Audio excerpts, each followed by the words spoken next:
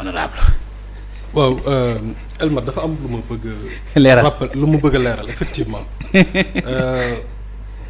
ci situation politique bi. il faut ñu leeral lu am solo. acca leeralal. loo xam ni le président Ousmane Sonko le président de notre parti politique le gardien de la révolution daf ko yàgg di wax ni moom maanaam nguur walla pouvoir feesul bëtam. et loolu dafay feeñ ci situation actuelle bi boo xoolee ñoom ñaar daf ci am koo xam ni il est détenteur d'un pouvoir benn pouvoir la yore pouvoir boobu c'est un pouvoir institutionnel mooy le président de la République son excellence Bassirou Diomaye Diakhar Faye pouvoir bi mu yoree muy l'exécutif c'est un pouvoir institutionnel. am ci koo xam ne dafa yore le pouvoir sama doom baay sànq mi ngi wax la force populaire. mais kooku au-delà même de la force populaire il a le pouvoir bu may wax il a le pouvoir mooy pouvoir dans son sens en tant que tel c'est-à-dire nit koo xam ni am na capacité impacter dans la vie des gens dem ba transformer changer seen vie def nit ay leader xam nga sànq maa ngi lay wax ni man c'est le président Ousmane Sonko qui a fait de moi un leader y compris le président de la République son excellence Bassirou Diomaye Diakhar Faye c'est le président Ousmane Sonko qui a fait de lui le président de la République du Sénégal qui a fait de lui un redoutable leader quelqu'un boo xam ne également il est capable d'impacter dans le cours des choses maanaam mu soppi doxalin wala benn trajectoire boo xam ni dafa moom mu ñëw soppi ko. Sénégal tey dafa am yoon boo xam ni ci la naroon jëm le président Ousmane Sonko ñëw soppi yoon boobu di jéem te ci la nekk ba léegi di jéem pour redresser ko mu tegu ci yoon bi nga xam ni moom lañ bëgg. mais également maa ngi wax ni il est détenteur du pouvoir.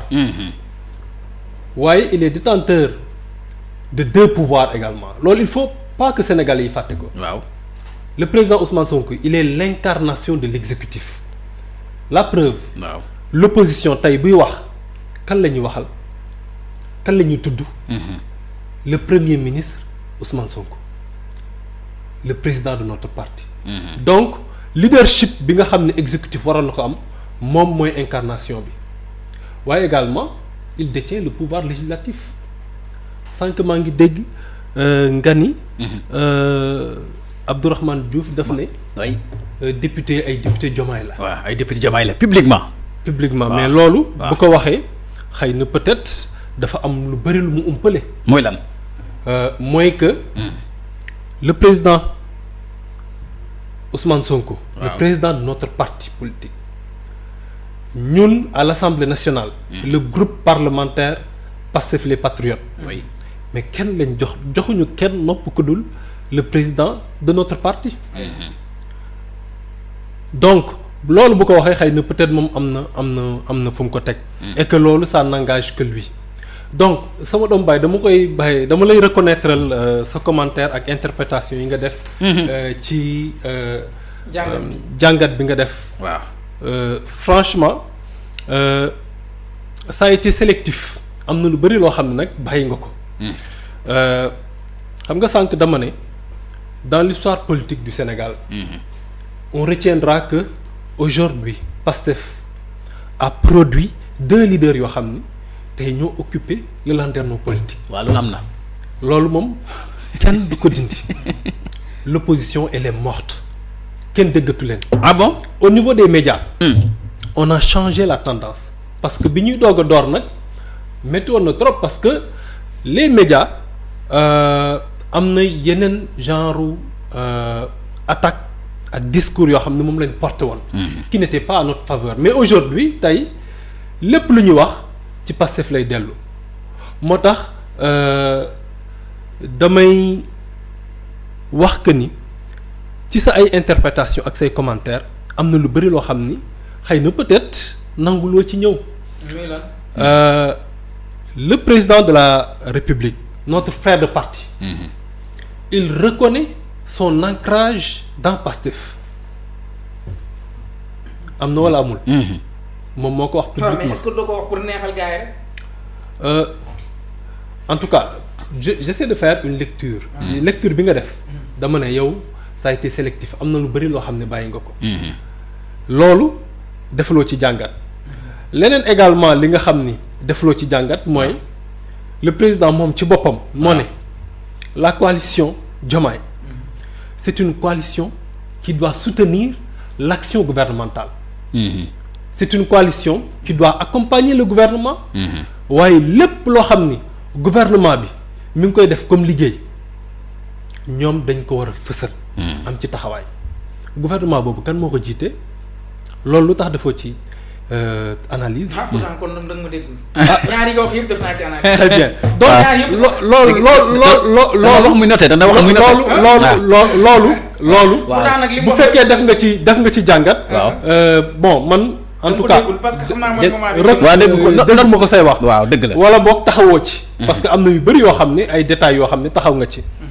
par contre am na ay incohérences yu am ci le discours et loolu xëy na peut-être am na loo xam ni jot nga ci ñëw. waaw xam nga dans son discours il est allé même jusqu'à citer les résistants yi fi amoon.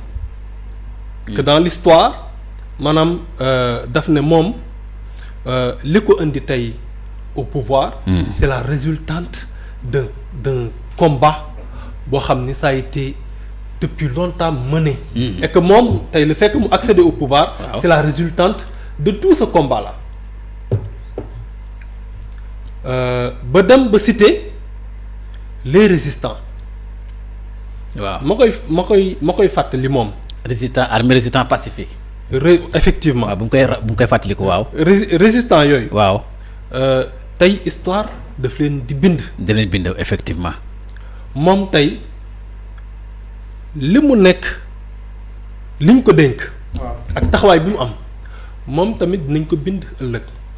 le président Ousmane Sonko. moom kenn naataatleetul que ni. waaw. ci histoire politique bu Sénégal il l'a positivement marqué. li mu fi def mi ngi ne weng moom moo fi fekk benn président de la République qui avait tous les pouvoirs. waaw muy président Macky Sall. mu bëgg a remplir pour un troisième mandat.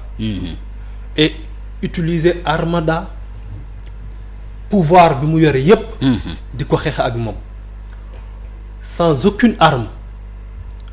mu renverser parce que politique aussi c'est une bataille d'opinion. waaw oui mu renverser. l'opinion convaincre les Sénégalais ñu fal ko.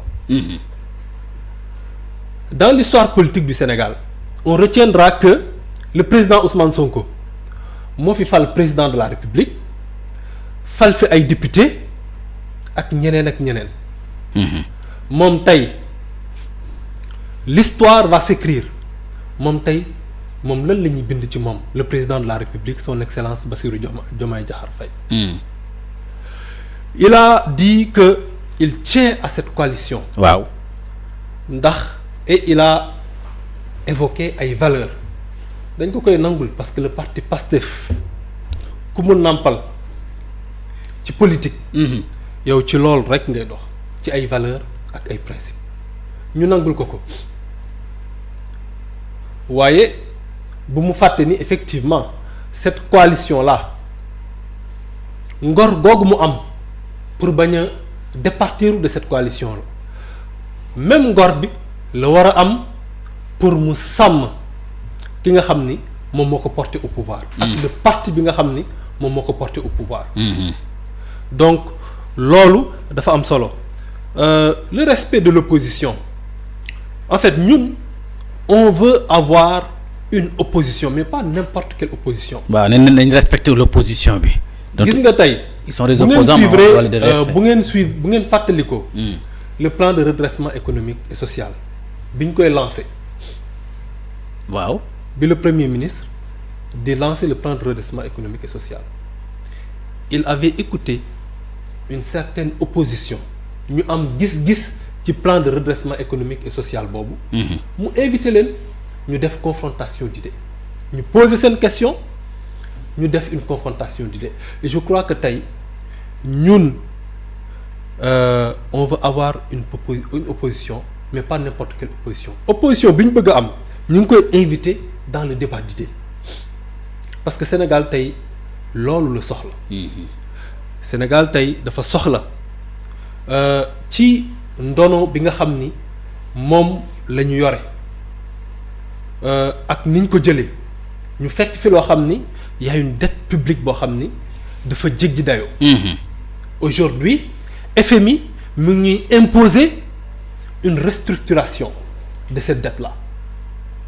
Le gouvernement du Sénégal tient tête au FMI ne ko il n'est pas question que ñu restructurer cette dette-là parce que tey le Sénégal dafa bëgg moom boppam parce que souveraineté nekkul rek nga moom sa bopp il y a une souveraineté normative effectivement décision yi ngay jël yow nga moomal ko sa bopp décision yooyu nga bañ ci am benn mu bañ a am benn influence extérieure boo xam ni day mën a impacter ci décision boobu waaye également une souveraineté économique que Sénégal tey mu compter ci moom ci boppam pour mën a faire face à tout sur le plan économique.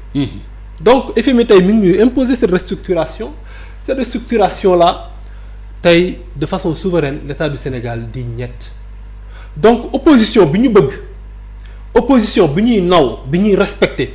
C'est cette opposition là bu ñuy fekk ci dans le débat d'idées pour la construction de notre pays. Opposition boobu la ñuy naw et nous avons beaucoup de respect pour une certaine opposition mais pas n'importe quelle opposition. Wow. Donc Dom Baye j'en ai beaucoup parlé. Mais c'était juste pour te répondre. Je fuis pas le débat.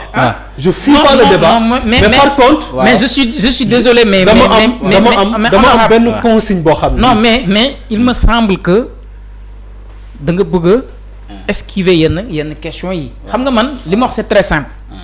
déglu naa la. bi ma dégloo dama amaat beneen perception bëgguma almat après nga ñëwaat ci. man je prends note. di nga jëlal note après dinaa rebondir ci loolu. da nga rebondir. waaw. ma ne honorable da ngay laaj rek wax sa xalaat rek ngay wax parce que nag quand même représentant du peuple nga mais. waaw Alassane Niang en tant que bëgg réew bëgg Sénégal bëggal Afrique gis lay wax Diomaye dafa wax ne président de la République dafa ne je suis de Pastef et j'appartiens à ce parti loolu la wax j'affirme clairement mon ancrage au sein de Pastef ndax lii mos na am ci histoire du Sénégal. mais moom laay wax sànq si sama jàngat. waaw ma ni tey lii am ni lu bees la. lu bees la histoire la de. et dans l'histoire politique. mais c'est acté dinañ ko retenir. dañ ko retenir. Un président de la République qui reconnaît son ancrage au sein de parti Pastef. au sein du parti Pastef. waaw et je le rappelle le parti Pastef n'a jamais exclu la coalition Diomaye. N'a jamais exclu la coalition Diomaye. Non. Le parti Pastef est le parti majoritaire de cette coalition là. loolu bu leen ko fàtte. waaw loolu de la ñuy wax mooy locomotive bi. moom mooy locomotive bi. mais. wala moom moo jiite locomotive. le parti même mooy le cœur. le parti même est à l'origine de cette coalition là. Cette coalition est la résultante de quoi? Parce qu'à la base le président Bassirou Diomaye Faye n'était pas le candidat de Pastef. Donc cette coalition est la résultante de quoi? Est la résultante d'une candidature boo xam ne dañ ko bañaloon le président Ousmane Sonko.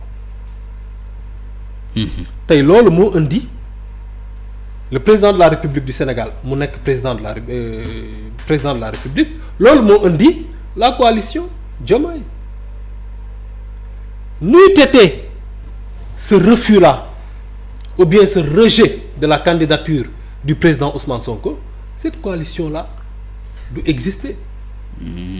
Donc loolu également le président de la République notre frère de parti Bassirou Diomaye Faye. waaw waroon na ko wax. waroon na wax que ni xam nga moom daf ne li tax mu accéder au pouvoir c'est la résultante d'un combat boo xam ni ça a été mené il y a très longtemps. waaw d'après mais tey moom li tax mu doon président de la République la résultante c'est quoi? C'est parce que il y a eu un président. boo xam ni le Sénégal le peuple sénégalais avait voulu en faire son président muy Ousmane Sonko. waaye Macky Sall daal di bañ loolu avec tout ce qui s'est passé. ay jeunes yu ci faatu ay nit ñu ci ñàkk seen bakkan nit ñu ci ñàkk seen liggéey nit ñu ci am ay laago mu bañal ko waaye ci ay pexeem ak ci ay stratégiem le président Ousmane Sonko réussit à contourner cette situation-là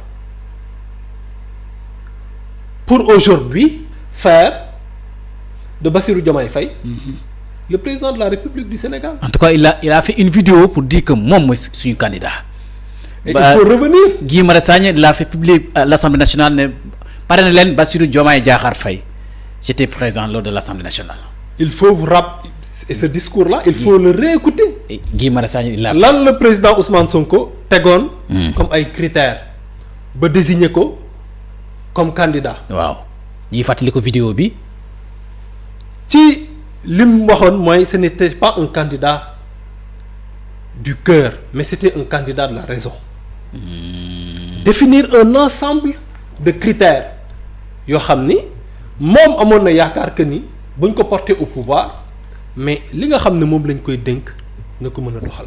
Donc bref le président notre frère de parti Bassirou Diomaye Faye moom tamit waroon na xam ni que ni le fait que cette coalition existe c'est la résultante du fait que le président Ousmane Sonko moom moo waroon nekk le candidat. coalition bi waroon exister dëgg-dëgg mooy la coalition Sonko boobu coalition moom moo waroon exister moo waroon am. donc cette coalition là c'est une coalition par défaut. et ñun waxoon nañ amoon nañ gis-gis ci coalition boobu naka lañ war a cheminer ensemble pour gouverner avec cette coalition là tegoon nañ ci ay jéego. ba amoon ci gis-gis ak xalaat bay xalaat sax que ni les membres de cette coalition là devraient fusionner avec le parti Pastef parce que cette dynamique boobu lañ nekk Pastef dàqul kenn Pastef xatalul kenn. Pastef de parti bu siis Pastef c'est un parti de massification donc tey bu ñuy ñëw on a comme l'impression d'écouter un discours boo xam ni dañuy dëkkale Pastef foo xam ni mosu fa dëkk et je crois que moom ci boppam notre frère de parti Bassirou Diomaye Diakhar Faye il n'y a pas mieux placé que lui pour loolu mu xam ko voilà. Ce qu'ils disent waaw non bii rek laay rebondir rek ah. mu ne ce qu'ils disent honorable que Diomaye a créé seul cette coalition tente de falsifier son histoire c'est-à-dire 7 mars 2026 bi histoire la ci taarix Sénégal ndax coalition Diomaye président bi dafa am mérite moom moo ko def muy président de la République te Pastef si la bokk.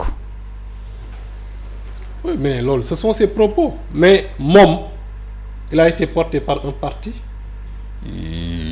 Il a été porté un parti en tout cas ci parti boobu la nekkee victime la nekk en prison Pastef. Absolument mais également moom il a été désigné je crois que loolu sëñ Niang wax na tontu na ci sànq. moom il a été dañ ko joxoñ avant cette coalition là lan moo fi amoon y avait quelle situation parce que il faut pas ñuy def ay analyse elliptique maanaam fàtte lii wala def analyse boo xam ne dañ ciy occulter génne ci yenn aspects yi une analyse solide bu ñu koy def il faut que ñu dem ci à la source. lan moo nekk à la source à la base de l'existence de cette coalition là lan moo ci nekk wax naa ko sànq à la base le parti PASTEF avait un candidat et ce candidat là mooy l'actuel président de ce parti là mais dañ ko bañal loolu moo indi tey l'existence de ce parti là donc bu ñu wax ni dañuy falsifier tout au contraire. falsification amut ci. falsification amu fi tey peut-être bu falsification bu ñuy wax falsification ñeneen ñoo bëgg a falsifier aujourd'hui cette histoire là mais en tout cas. moom bu ñu ko bëgg a wax ne ko bu ñu ne coalition Diomaye président mi ngi soog ci 2024 dafa mel ni falsification te loolu yàgg na. je crois que Elmat boo ma ko permettre. ñëwal permettre naa la ko suñu invité. je veux juste dire que tey réew mi toll na foo xam ni. très sincèrement am na lu bëri lu ñu war a waxtaane lu dul. ay politique ay coalition.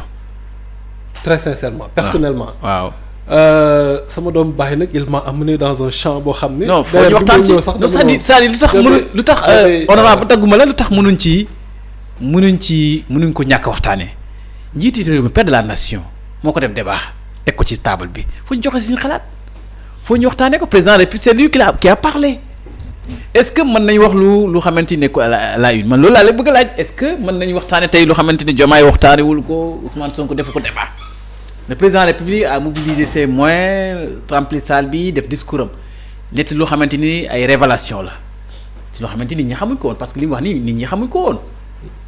mais loolu lan la mën a indil Sénégal. man moo ma jaaxal c'est la question que je me pose waaw très sincèrement. lan la mën a indil Sénégal alors que aujourd'hui tey ci wàllu géopolitique. ak réew mi jafe-jafe yu mu toll. je crois que tey am na ay urgences yoo xam ni moom la ñu waroon waxtaanee. que cette coalition là. très personnellement man gis-gis boobu laa ci am. waaw c'est pour man du actualité sax. du actualité de. très sincèrement ça devait se limiter ci cadre bi ñu ko defoon mu jeex. politique daal tënk na réew mi politiciens ñoo téye réew mi en otage te président de la République moom mi définit la politique de la nation tamit moo ci gënoon a mën a dimbale nii mi comme ni nga waxee politique jëm ci éducation santé réew mi surtout ak situation réew mi toll bu ñu waxee coalition Diomaye président candidature Macky Sall bëgg sonal nit ñi ci ay waxu homosexuel ñetti sujets daal moo lëmba réew mi moo ñu tere dem ñoo tere avancé waaw. waaw en tout cas kii damay jox Serigne Niang léegi ban question nan la ñu war a def pour génn situation bala may jox Serigne Niang dafay naan ndox Serigne Niang dama lay jël bala may ñëwaat ci honorable dafa wax ne Diomaye dafa ne la vérité historique est simple Pastef a été waaw xam nga fi ñu toll bu baax dama naan ndox di xewlu. La vérité historique est simple Pastef a été dissous le 31 juillet 2023 par le décret wax na ko 2003-1407 puis réhabilité le 27 mars 2024 bala ñuy ñëw ci loolu lan nga mën a tënk ci waxu honorable député. waaw xam nga honorable li mu wax mënu ma jël lépp parce que dafa bari. dafa bari de. waaw mais dinaa ci war a noter nag. non mënu ma noter lépp elmat. acca waaw man mënu ma noter lépp. acca ban waxal. donc dafa am yoo xamante ni. waaw jël naa ko ci comme ay. njàngat yoo xamante ni def naa ko ci. c'est-à-dire li ma njëkk a déglu mooy. honorable ci ni ma ko dégloo. yoon bi Diomaye jël soofu ko. ah bon waaw. perception bi mu njëkk a am. waaw mooy yoon wi Diomaye jël fii mu tegu nii. moom soofu ko. nga bëggoon mu def nag. waxuma la li mu bëgg mu def. li mu bëgg mu def kooku c'est un choix. yaa ngi pervertir. non pas pervertir. honorable non. sama njàngat la. waaw xam nga da nga def njàngat. waaw man bi may def njàngat da nga jël note. léegi bàyyi waa waxal ma dégg. bi may def njàngat dafa jël note. waaw moom bi muy def njàngat dama jël note. maanaam coalition soofu ko lu bëgg. non soofu ko yoon wii Diomaye tegu.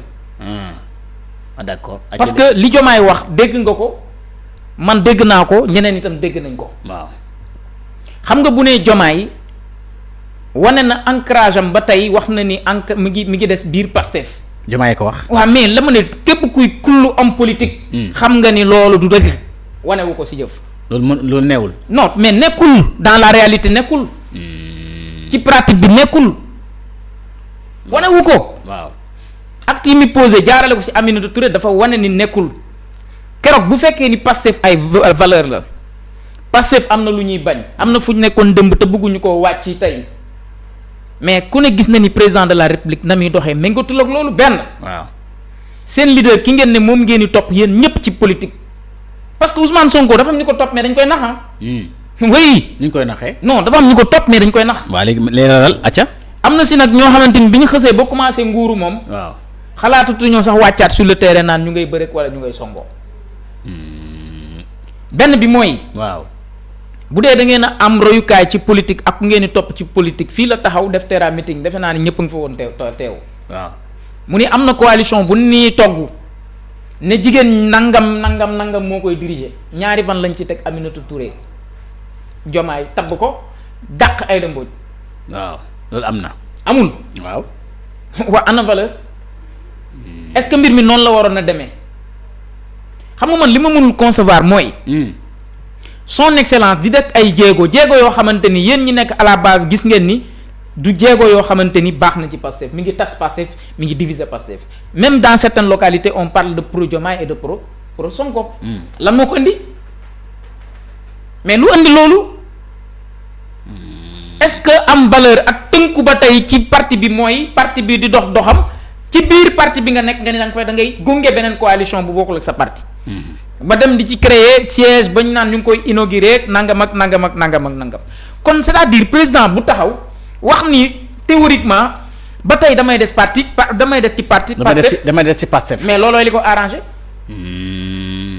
mais looloo koy li ko arrangé suba wax naa la ko fii bu ko neexoon woo waa Pastef lu ci waay mën fa la parce que fa la bokk Pastef nag à un moment donné te gëm naa ni foofu la ñuy jëm. mooy fan. buñ ko deful itam Diomaye dana ko def. mooy lan. xam nga lii ñëpp dañ ni rupture politique la. waaw. mais nag rupture politique bii la muy juri ëllëg mooy rupture institutionnelle. waaw. maanaam danañ rupture officielle du moins danañ taqalikoo officiellement loolu la wane fii président li mu wax yëpp mën nañ koo décortiquer benn par benn président bi muy wax naan opposition dañ ko war a respecter ak nangam boobu président de la république mu ngi ubbi buntam. mais buntu coalition bi lay ubbi. mais tijji na moom tijji. waa tijji yaatal beeg yooyu loolu la gaa leen la. mais Pastef moom it tijji na. waaye talul xuloo talul xeex Pastef dafa teg principe ku sa loxo set. gis nga elmat waaw. gis nga bu ñu waxee dëgg. waaw li ñu mën a def lecture bi mooy Pastef moo nekk ba tey dans l'opposition. ah bon c'est ça la réalité. Pastef li muy dund ku nekk opposition rek ko daan dund.